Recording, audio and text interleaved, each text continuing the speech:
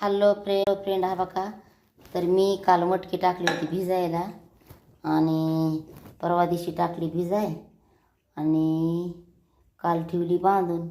तर हा बघा कसे सगळीकडे मोड अडकले बघा. आणि बघायचं म्हणलं ना तर हा बघा खालून पण हे कसे आले बघितलं का. वाव हे किती सुंदर ना, अति सुंदर ना.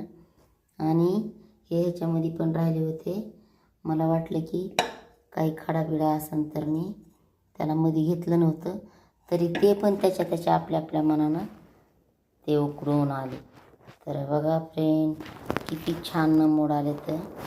तर आपल्या घरी पण आपण एवढी महागाची मटकी आणूस तर आपल्या घरी पण आपण आणून घरी धुवून मस्त त्याच्यात खडे बघून चांगल्यापैकी आपण भिजू घालू शकतात. धुवून धुवायची भिजू घालायची. कशी वाटली बघा फ्रेंड हा बघा. आणि कोणचंच राहिलं नाही बिगर फुलायचं. हे सगळं आपलं काम करून ते एकदम पैकी बसले.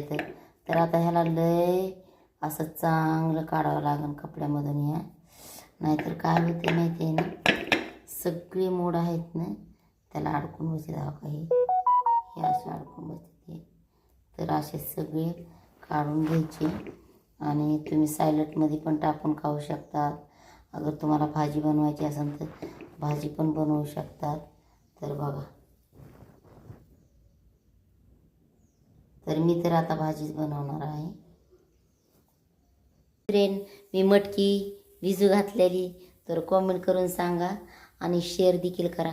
म्हणजे कुणाकुणाला येत आहे बरं का, आणि कुणाकुणाला येत पण नाही. अडचण पडते माणसाला. मग त्यावेळेला माणसाला वाटतं अरे काय करायचं, कसं बनवायचं. आणि आपल्याला तर मटकीची भाजी खाऊ वाटत असते.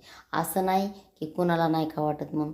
आणि ती मटकी खाल्ल्याच्या नंतर आपल्याला ना एकदम त्याच्यामध्ये डायजेशन होतं. आपल्याला कुठली अडचण होत नाही त्याच्यामुळं.